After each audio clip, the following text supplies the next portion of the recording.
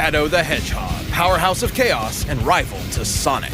And Vegeta, the Prince of all Saiyans! The anti-heroes, walking the mysterious gray line between good and evil. They do what they want, however they want, when they want. He's Wiz and I'm Boomstick. And it's our job to analyze their weapons, armor, and skills to find out who would win a death battle. Dr. Gerald Robotnik, grandfather to the Dr. Eggman we all know, had a problem. His granddaughter, Maria, was dying, succumbing to a neuroimmunity disease with no known cure. But old Jerry had a plan. When the government contacted him to build the ultimate life form, he figured its DNA could cure Maria no problem. So he took the job, and by studying the infinite power of Chaos Emeralds, with some alien assistance, he made the one and only Shadow the Hedgehog. Wait, did the government commission him, or was it Hot Topic? Better question, since when were hedgehogs ultimate disease-curing life forms? I mean, Gerald's prototype was a lizard, which sort of makes sense as certain reptiles have regenerative tissue, but then he went from this to a hedgehog. Okay? Who cares if he's a lizard, hedgehog, squirrel, or whatever, Wiz? All that matters is he's super badass looking, super badass sounding, and is super powered by chaos. Literally. Shadow's powers are directly tied to those of the Miracle Gem's Chaos Emeralds. He can tap into their power for incredible feats, similar to his Blue Blur rival. Likely for this very reason, he actually possesses many of the same abilities as Sonic. You know, the guy who's so fast he can almost outrun a black hole? Spin attacks, homing attacks, spin dashes, etc. But unlike his blue buddy, Shadow's not afraid to get serious and bust out some lead. Hey Sonic, why use a spin attack when you've got a goddamn gun or a sword as big as you? Look at that thing! He's used some of the same power-ups that Sonic's picked up, like heat barriers and magnetic lightning shields, but he also has some unique gear all of his own. His air shoes are way cooler than Sonic's sneakers. They can boost his speed to match Sonic's and also let him fly, kind of. He's even got some gear attached that lets him attack at the speed of light. However, all of these abilities and equipment are mere accessories to Shadow's true power, the might of chaos itself. Even without an emerald on hand, Shadow can summon similar power, manifesting attacks like Black Tornado, Chaos Blast, or the deadly Chaos Spear. But even though they totally asked for Doc Jerry to make Shadow, the feds got spooked and tried to shut down the project, and that's when things went bad. Like, really bad. Shadow was successfully sealed away, but in the crossfire, a life was lost. Maria. Locked up and super pissed off, Shadow had plenty of time to work on his angsty poetry, and Jerry had time to give him fake memories and a need for revenge against all humanity. Wiz, you think we're ever gonna find a scientist who doesn't go totally bonkers? I mean, what about me? Okay. Well, since Maria was Shadow's only real friend, revenge seemed like a good idea, which was a serious problem considering just how powerful he is. He can teleport, slow down, or even stop time, and even time traveled a bit. And just like any teenage boy, he's got some serious mood swings he doesn't like to talk about. Which can actually affect his abilities. With negative emotion, his raw power intensifies. With positive emotion, he gains more control. But when it comes down to it, the government may have been right to worry. Shadow possesses so much power, even he can't always control it. Chaos powers are crazy. Sonic once used all 7 of the Chaos Emeralds to literally rebuild the Earth. This is why Shadow wears inhibitor rings, which limit how much chaos energy he can release at once. When he does remove them, what he loses in control is made up for by a massive increase in power, enough to match that of a whole Chaos Emerald. What are you looking at? Is that do you have a ring on your robot arm? It was a gift? Cool. Well, good luck with that. All the rings I've given out to people always get sent back eventually. Anyway, Spiky Head's so powerful, he teleported an entire space colony and even a giant asteroid. Plus, he's held back this huge space plant monster. And of course, tapping into the power of additional Chaos Emeralds increases his power to unbelievable heights. By doing a tango with all 7, he can turn into Super Shadow. Now, without power rings, this form can't stick around for more than a full minute. But while he's golden, he's got super enhanced abilities, is basically invulnerable, and he can fly. Base Shadow's not only survived being shot out of a cannon, but he's just as tough as Sonic, who survived the space station Death Egg exploding right in front of him. Most impressively, as Super Shadow, he and Supersonic were fired into planet Aquarius, obliterating it. This would take over a whole exaton of TNT. So you've explained. All this happened because after 50 years of Shadow being trapped, Eggman himself released him to conquer the world. Sonic and crew had to stop him from destroying all mankind, but really he's so fast he'd wreck anyone's shit before they'd notice. Shadow has dodged gunfire and destroyed enemies without being seen, but his light speed attacks are stated as being exactly that, light speed. Almost 3 million meters per second. So Shadow's super strong and super fast. Makes sense he's a formidable enemy to just about anyone. Lucky for our heroes, they inspired Shadow to regain his memories of Maria, who actually wanted him to protect humanity instead of, destroy it. He may have softened up, but he'll always be the edgy hedgehog we love to hate to love. Understood. Initiating the mission now.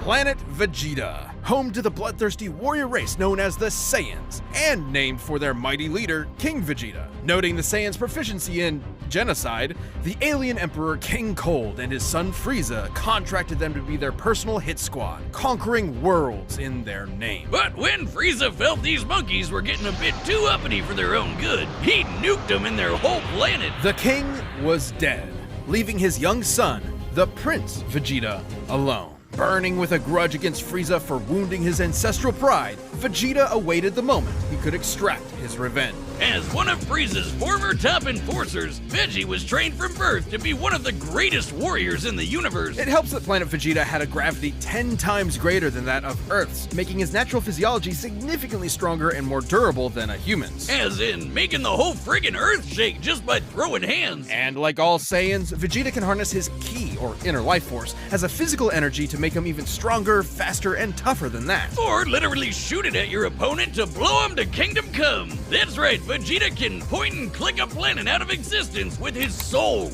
Man, that's hardcore. He can use ki to fly at faster than light speeds, slice you to pieces with an energy blade, and even hold you in place with energy rings. So, let's be real. Vegeta's favorite attacks can be summed up with big-ass laser. He's got the purple big-ass laser, two-handed big-ass laser, rapid-fire big-ass laser, exploding ball big-ass laser, and fucking omnidirectional your-ass's grass big-ass laser. Though I gotta say, my favorite is the mouth-wide-open vomit big-ass laser, though that's more of a Nappa thing.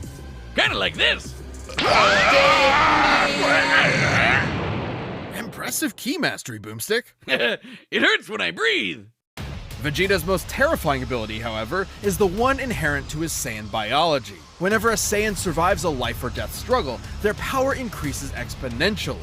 That's what Frieza was so terrified of, the Saiyan's infinite evolutionary potential. So it's no wonder Vegeta eventually toppled the alien tyrant with the help of another surviving Saiyan, Kakarot. And with Frieza's defeat at the hands of this Earthbound Super Saiyan, Vegeta had a new rival and a new goal. Become blonde! No battle required. Vegeta can harness the rage of his Saiyan heritage and transform into a Super Saiyan 2, and a Super Saiyan 2! But try as he might, Vegeta struggled to keep up with Goku's ever-increasing power. I guess it doesn't help that Veggie is maybe the single cockiest bastard to ever have existed. Yeah, sure, dude, let Cell become perfect. Nah, we'll be fine. Hope your spine is doing alright.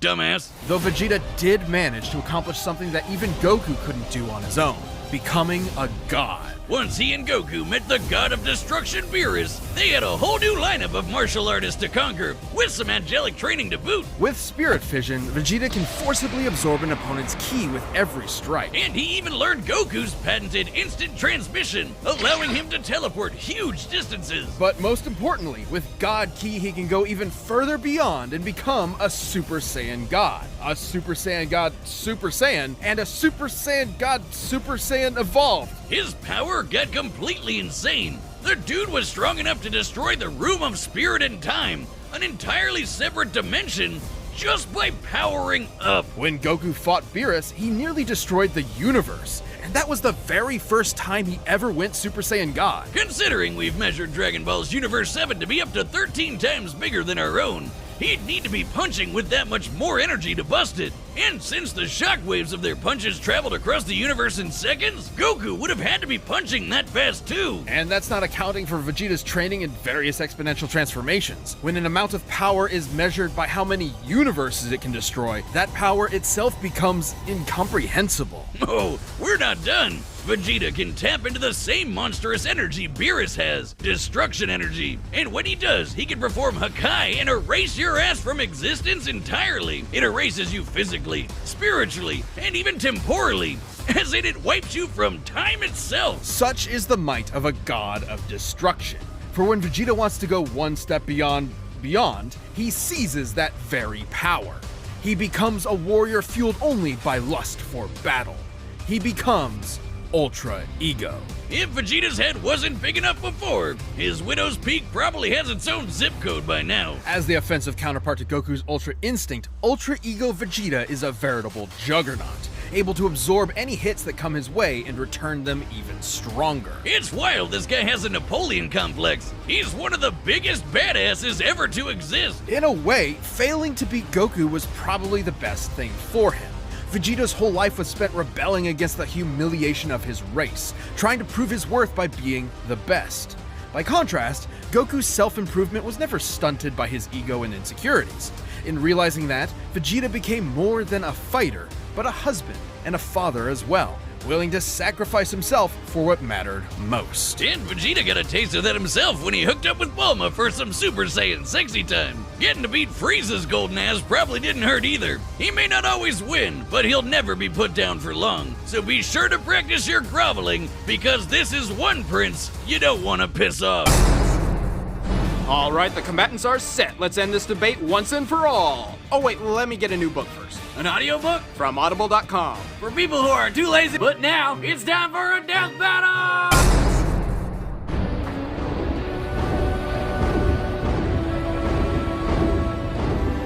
There you are. I knew I sensed an extraordinary power around here. Well, that certainly sounds like me. Who and what are you? I am Shadow the Hedgehog, the ultimate life form. Ultimate life form? A weird-looking rat is an ultimate life form? That's a laugh. Word of advice, freak. You're a little on the short side to try to be threatening. Funny, I was going to say the same thing about you. You've just sealed your fate, fool. Pellet gun! Fire!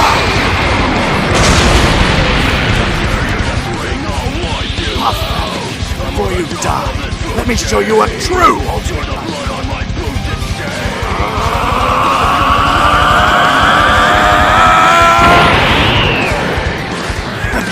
Tell me, Hedgehog, does a lab rat like yourself experience me?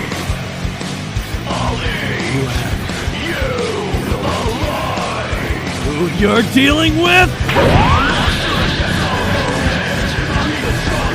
What's this?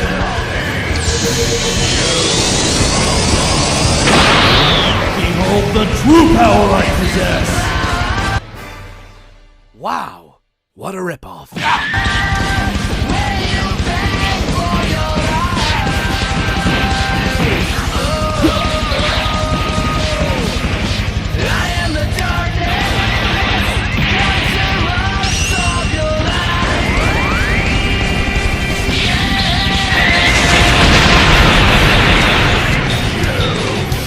Where'd he go? Right behind you.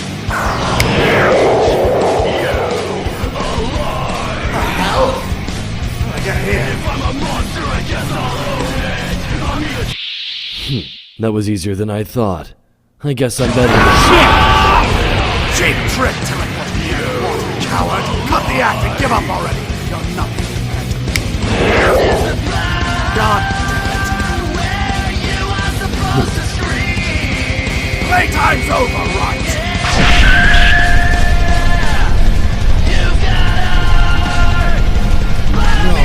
Is he insane? Chaos Control! Yes! I did it! Congrats, Furball. It's time to end this.